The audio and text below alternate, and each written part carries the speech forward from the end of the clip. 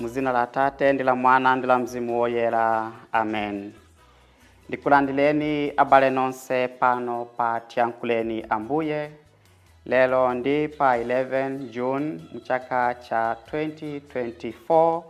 Siku ndi la chiwiri tikuchita chaka cha Barnabas woyera mpostoli, ndipo mawu athu alero, mawu oyamba akuchokera m'buku loyamba la ntchito za atumwi mutu 11 ndime 21 kuzalekeza 26, kuyambiranso mutu 13 ndime 1 mpaka 3. Amene akutiwerengera mawu oyamba ndi Paul Elisa kuchokera ku St. Augustine mtengo wa Ntenga Parish mu Archdiocese ya Lilongwe.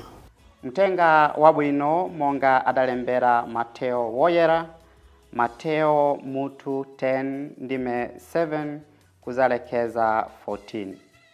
Amene akutiwerengera mawu a mtenga wabwino komanso kutigawira mawu ndi Reverend Father Atanas Mchole Chacha achipani cha St. Patrick's Missionary Society kuchokera ku St. Augustine mtengo wa Ntenga Parish mu Archdiocese ya Lilongwe. Mawu oyamba. Mawu a m'buku la ntchito za atumwi. Pa nthawiyo Ambuye ankawalimbikitsa mwakuti anthu ambiri adakhulupirira natembenukira kwa Ambuye. Mpingo wa ku Yerusalemu utamva zimene zidachitikazo, udatuma Barnabasi ku Antiokeako. Pamene iye adafika kumeneko, nkuwaona amene Mulungu adawadalitsira, adakondwa, nalimbikitsa onsewo kuti atsimikize mtima ndi kukhala okhulupirika kwa Ambuye. Barnabasiyo anali munthu olungama, odzazidwa ndi Mzimu Woyera ndi chikhulupiriro. Choncho anthu ambirimbiri adakopeka nadzipereka kwa Ambuye. Pamenepo Barnabasi adapita ku Tariso kukafuna Saulo. Atampeza, adabwera naye ku Antiokeya. Iwo adakhala pamodzi mu mpingo umenewu chaka chathunthu, naphunzitsa anthu ambirimbiri. Ndi ku Antiokeya kumene ophunzira adayamba kutchedwa Akhristu. Mu mpingo wa ku Antiokeya munali alaliki ndi aphunzitsi awa: Barnabasi, Simeoni wotchedwa wakuda, Lucio wa ku Kirene, Munaene amene adaleredwa pamodzi ndi bwanamkubwa Herode, ndiponso Saulo. Tsiku lina pamene iwo adasonkhana kuti apembedze Ambuye ndi kuti asale zakudya, Mzimu Woyera adawawuza kuti, mundipatulire Barnabasi ndi Saulo kuti akagwire ntchito imene ndawayitanira. Tsono atasala zakudya ndi kupemphera, adawasanjika manja nawatuma. Mawu a Ambuye. Tithokoze Mulungu. Ambuye akhale nanu, akhalenso ndi mzimu wanu. Mau amtenga woyera monga adalembera Mateo. Ulemu kwa inu Ambuye. Pantawi yomweyo Yesu adati kwa ophunzira ake, pitani mzikalalika kuti Mulungu ali pafupi kukazikisa ufumu wake sopano.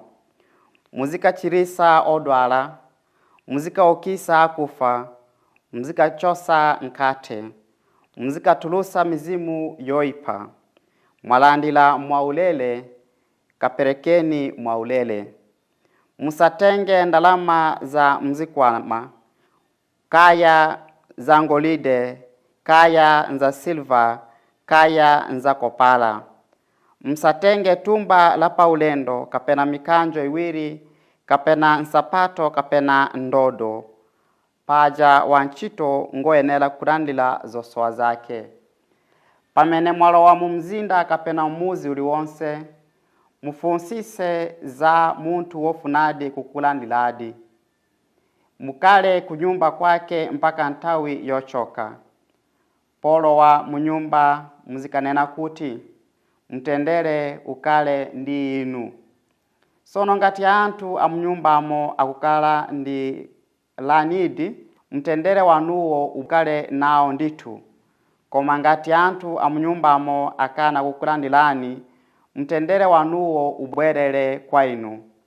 Muntu aliyense akakana kukulandilani, kapena kumvera mawu anu, msanse fumbi la kumapazi kwanu potuluka munyumbamo, kapena muzimu. Mtenga wa Ambuye. Ulemu kwa inu Ambuye Yesu Kristu. Imbilani chauta nyimbo ya sopano. Perekani moyo wa sopano kwa Mulungu ngati nsembe yopambana. Mlembi wa salimo wa lelo akutiuza kuti, tiziimbila chauta nyimbo ya sopano, popeza kuti iye wapambana pa nkondo, waulula pamaso pa antu a mitundu yonse, kuti iye ndi wolungama. Mlembi uyu akutikumbusa kuti tizindikira ubwino ndi chilungamo cha Mulungu pa moyo watu. Kawiri ndife osazindikira chilungamo cha Mulungu, ndipo timakala odandaula. Moyo wa uapostoli ndi moyo womwe uli ndi chisorowezi cha kuzindikira chilungamo cha Mulungu. Moyo uwunso ndi moyo woimbira Mulungu nyimbo ya sopano, chifukwa cha chilungamo cha Mulungu chimene timakumana nacho pa ulaliki watu. Ndipo lelo chikumbuso cha Barnabas woyera chikutionesa mmene Mulungu amagwirisa ntchito moyo wa uapostoli, kuziwisa Yesu Kristu kwa antu osamziwa Kristu. Ambuye ankawalimbikisa mwakuti antu ambiri adakulupirira na tembenukira kwa Mulungu. Mpingo wa ku Yerusalemu utamva zimenezi, udatuma Barnabas ku Antiokiako. Tikona pali mipingo iwiri apa. Pali mpingo wa ku Yerusalemu, palinso mpingo wa ku Antioch. Pamene mpingo wa ku Yerusalemu udamva kuti zinthu zabwino zikuchitika mu mpingo wa ku Yerusalemu, basi mpingo wa ku Yerusalemu udayamba kusangalala, udazazidwa ndi chimwemwe, chifukwa anzawo aku Antioch adali kuchita bwino, chikulupiro chawo chidali kukula, ndiponso adasangalala. Adayamba kuganiza bwanji tingatandizire mpingo wa ku Antioch kuti upitirize kupita kusogolo. Ndipo tikona kuti adatumiza Barnabas ku Antiokia. Adaonjezera mpavu mpingo wa ku Antiokia. Ndiye kutanthauza chana Kristu kuti mpingo wa ku Yerusalemu pamene udamva zabwino zimene zinkachitika ku Antiokia, udasangalala. Sudachite nsanje, sudayambe kutumiza mpavu zofuna kugwesa anzawo ku Antiokia, koma adatumiza mpavu zina zimene zingatandizire mpingo uje wa ku Antiokia kuti uzipita kusogolo. Ndikukondiza kuti moyo wa synod kapena mtima wa synod unayambira pompano.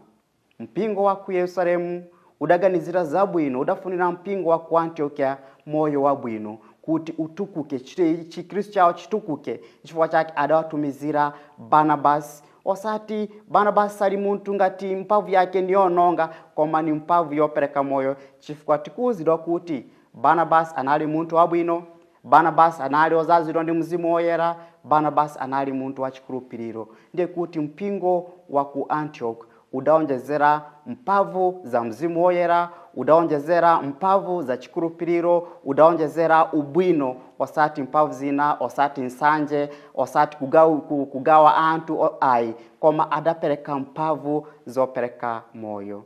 Kodi ife amene tili ndi anzathu, ife ngati ampingo, ife ngati anthu abanja, ife ngati amene tili ndi abwenzi, tikaona kuti anzathu akuchita bwino, kodi timawatumizira mpavu yotani?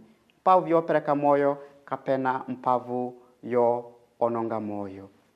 Mpingo wa ku Yerusalemu kutiphunzitsa kuti tikaona kuti munzathu akuchita bwino, basi tiziwatandiza kuti naonso apite kusogolo. Akristu kawiri timachitira anzathu nsanje pamene timaona kuti akuchita bwino. Simafuna kuti atukuke, simafuna kuti moyo wawo ukale wabwino, chifukwa simakonda anzathu. Tindi moyo wozikonda, simakonda anzathu. Koma mpingo wa ku Yerusalemu ukutiphunzitsa kukonda anzathu. Chifukwa chake adaonjezera mpavu zopereka moyo, mpavu ya Mzimu Woyera, mpavu ya chikhulupiriro ndiponso ubwino.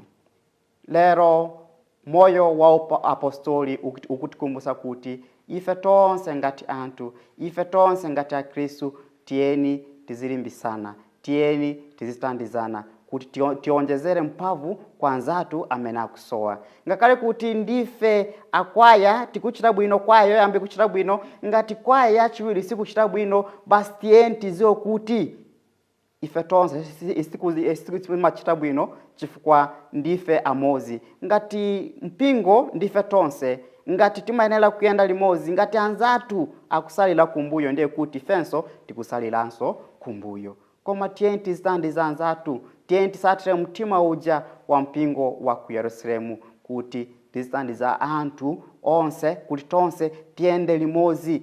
Let us pray.